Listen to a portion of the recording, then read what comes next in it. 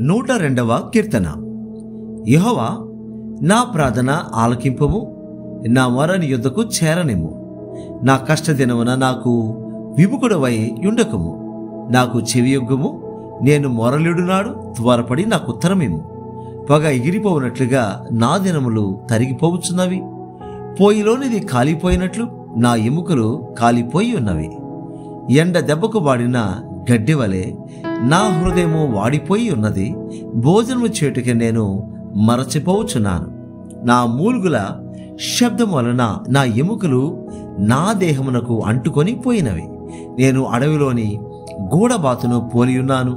పాడైన స్థలములలోని పగిడి కంటె వలె ఉన్నాను. రాత్రి మెలకుగా నుండి ఇంటి మీద ఒంటిగానున్న పిచ్చుక వలె నున్నాను. దినమెల్ల నా శత్రువులు నన్ను నిందించుచున్నారు. నా మీద వెర్రి కోపము గలవారు నా పేరు చెప్పి శపింతురు. నీ కోపాగ్నిని బట్టియు నీ ఆగ్రహమును బట్టియు బూడిదను ఆహారముగా భుజించుచున్నాను. నా పానీయముతో కన్నీళ్లు కలుపుకొనుచున్నాను. నీవు నన్ను పైకెత్తి పారవేసి ఉన్నావు.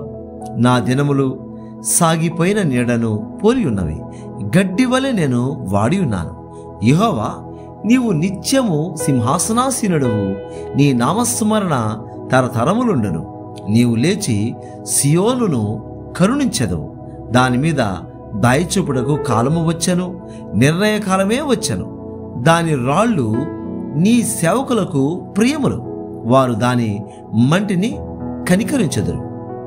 అప్పుడు అన్యజనులు యెహోవా నామమునకును భూరాజులందరూ నీ మహిమకును భయపడెదరు. ఎనగా యెహోవా సియోనును కట్టియున్నాడు. ఆయన తన మహిమతో ప్రత్యక్షమాయెను. ఆయన దిక్కులోని దరిద్రుల ప్రార్థన నిరాకరింపక వారి ప్రార్థన వైపు తిరిగి ఉన్నాడు. యెహోవాను సేవించుటకై జనములను రాజ్యములను కూర్చబడినప్పుడు మనుష్యులు సియోనులో యెహోవా నామ ఘనతను, యెరూషలేములో ఆయన స్తోత్రమును ప్రకటించునట్లు చెరసాలలో ఉన్నవారి మూల్గులను వినుటకును, చావునకు విధింపబడిన వారిని విడిపించుటకును ఆయన తన ఉన్నతమైన పరిశుద్ధాలయము నుండి వంగి చూచెననియు, ఆకాశము నుండి భూమిని సృష్టించెననియు వచ్చు తరము తెలుసుకున్నట్లుగా ఇది వ్రాయబడవలెను. సృజింపబడబోవు జనము యెహోవాను స్తుతించును. నేను ప్రయాణము చేయుచుండగా ఆయన నా బలము కృంగజేసెను, నా దినములు కొద్దిపరచెను.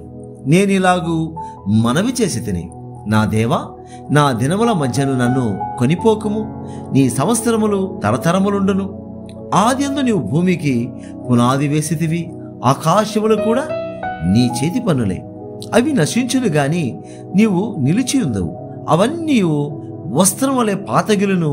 ఒకడు అంగవస్త్రమును తీసివేసినట్లు నీవు వాటిని తీసివేయదు. అవి మార్చబడను. నీవు ఏకరీతిగా నుండువాడవు. నీ సంవత్సరములకు అంతము లేదు. నీ సేవకుల కుమారులు నిలిచియుందురు. వారి సంతానము నీ సన్నిధిని స్థిరపరచబడును. 103వ కీర్తన. నా ప్రాణమా యెహోవాను సన్నతించుము. నా అంతరంగముననున్న సమస్తమా ఆయన పరిశుద్ధ నామమును సన్నతించుము. నా ప్రాణమా యెహోవాను సన్నతించుము. ఆయన చేసిన ఉపకారములలో దేనిని మరువకుము. ఆయన నీ దోషములన్నిటినీ క్షమించువాడు, నీ సంకటములన్నిటినీ కుదుర్చువాడు. సమాధిలో నుండి నీ ప్రాణమును విమోచించుచున్నాడు. కరుణాకటాక్షములను నీకు కిరీటముగా ఉంచుచున్నాడు.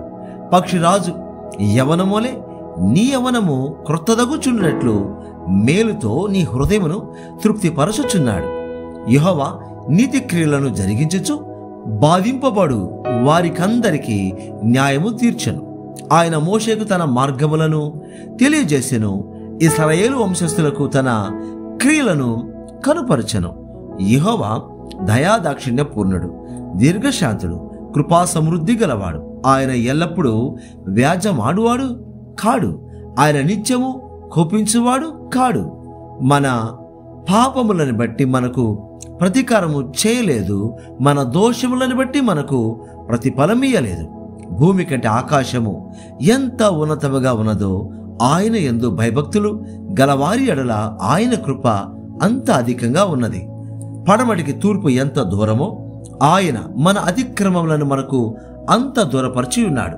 తండ్రి తన కుమారుల ఎడల జాలిపడినట్లు యెహోవా తన యందు భయభక్తులు గల వారి ఎడల జాలిపడును. మనము నిర్మింపబడిన రీతి ఆయనకు తెలిసేయున్నది. మనము మంటివారమని ఆయన జ్ఞాపకం చేసుకొనుచున్నాడు. నరుని ఆయువు గడ్డివలేనున్నది. అడవి పువ్వు పూయునట్లు వాడు పూయును. దాని మీద గాలి విచ్చగా అది లేకపోవును. ఆ మీదట దాని చోటు దాని నెరుగదు. ఆయన నిబంధనను గైకొనొచ్చు ఆయన కట్టడలను అనుసరించి నడుచుకొని వారి మీద, యెహోవా యందు భయభక్తులు గలవారి మీద ఆయన కృప యుగ యుగములు నిలుచును. ఆయన నీతి వారికి పిల్ల పిల్ల తరమున నిలుచును. యెహోవా ఆకాశమును తన సింహాసనమును స్థిరపరచున్నాడు.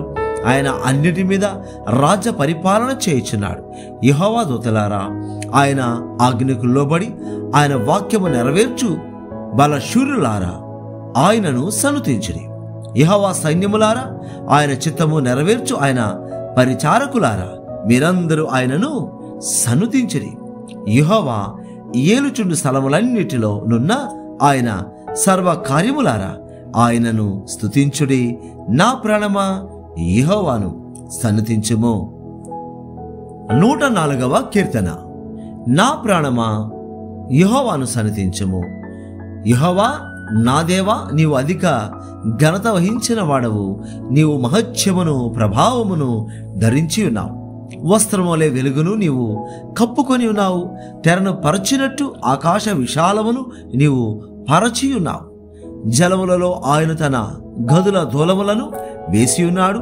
మేఘములను తనకు వాహనముగా చేసుకొని గాలి రెక్కల మీద గమనము చేయుచున్నాడు. వాయువులను తనకు దూతలుగాను అగ్ని జ్వాలలను తనకు పరిచారకులుగాను ఆయన చేసుకొని ఉన్నాడు. భూమి ఎన్నటికి కదలకుండునట్లు ఆయన దానిని పునాదుల మీద స్థిరపరచెను. దాని మీద అగాధ జలములను నీ వస్త్రములే కప్పితివి. కొండలకు పైగా నీళ్లు నిలిచెను.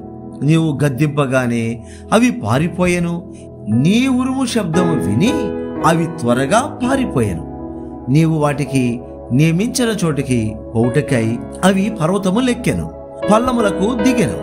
అవి మరలి వచ్చి భూమిని కప్పక యుండినట్లు అవి దాటలేని సరిహద్దులు నీవు వాటికి నియమించితివి.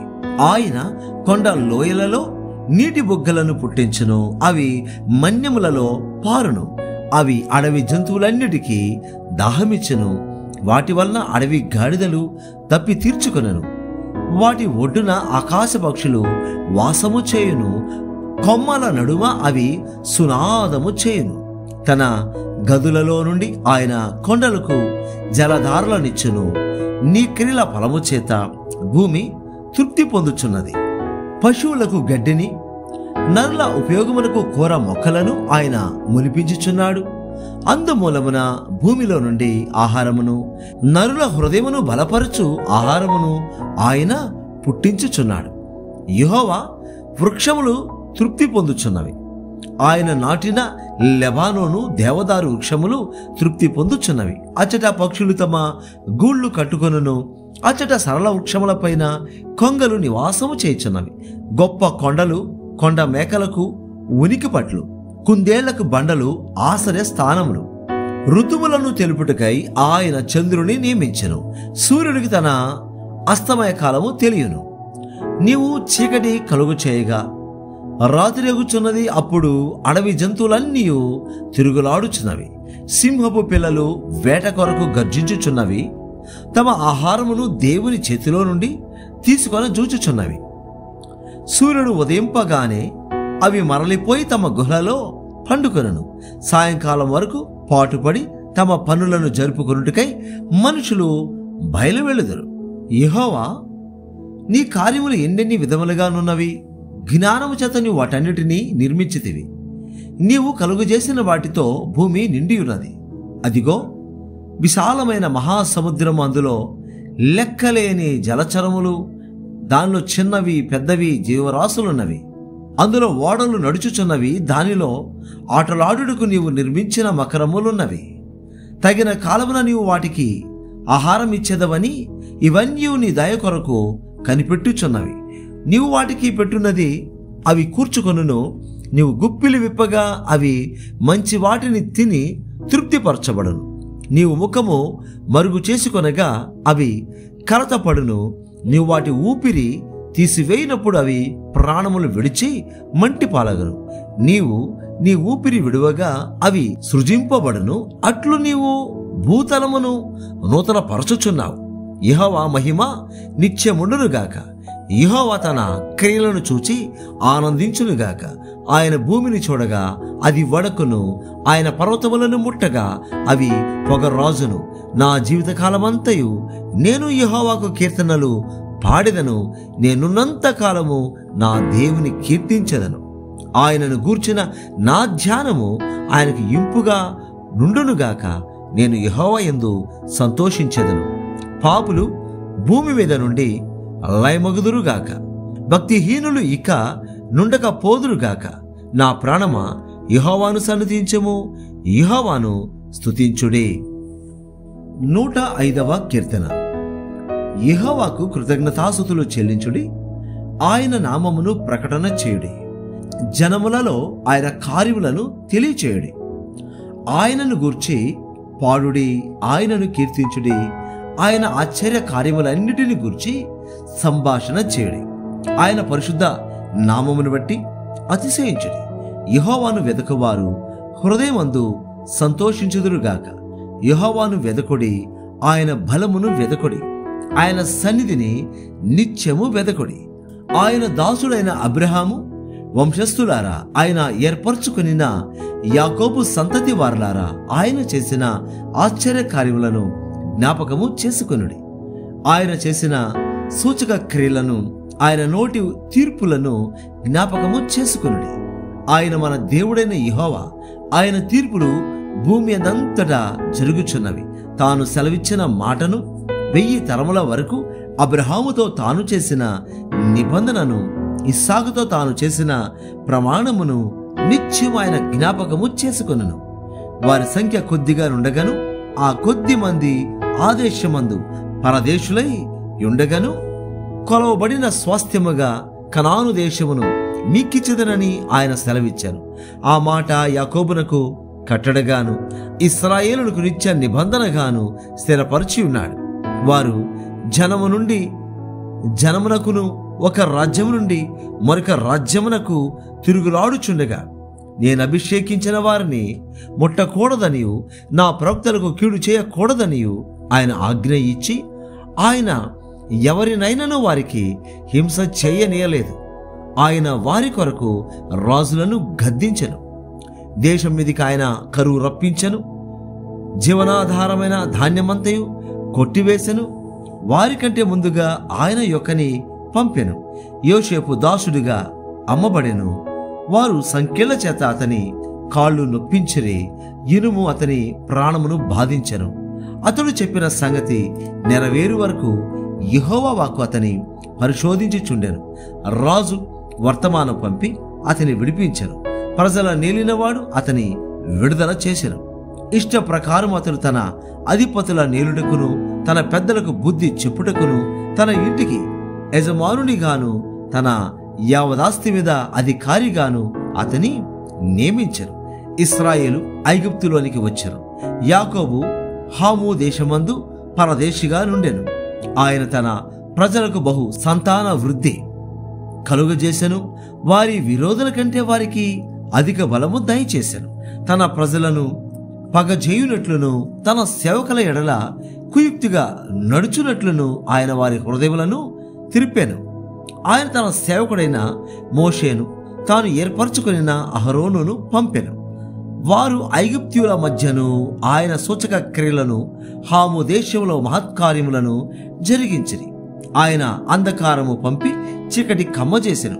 వారు ఆయన మాటను ఎదిరింపలేదు. ఆయన వారి జలములను రక్తముగా మార్చెను. వారి చేపలను పంపెను. వారి దేశంలో కప్పలు నిండెను. అవి వారి రాజుల గదులలోనికి వచ్చెను. ఆయన ఆజ్ఞ ఇయ్యగా జోరీగలు పుట్టెను. వారి ప్రాంతములన్నిటిలోనికి దోమలు వచ్చెను. ఆయన వారి మీద వడగండ్ల వాన కురిపించెను.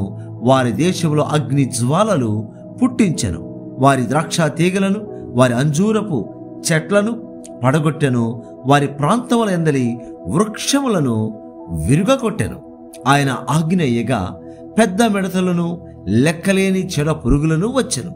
అవి వారి దేశపు కూర చెట్లన్నిటినీ, వారి భూమి పంటలను తినివేశెను. వారి దేశమందలి సమస్త జ్యేష్ఠులను, వారి ప్రథమ సంతానమును ఆయన హతము చేశాను.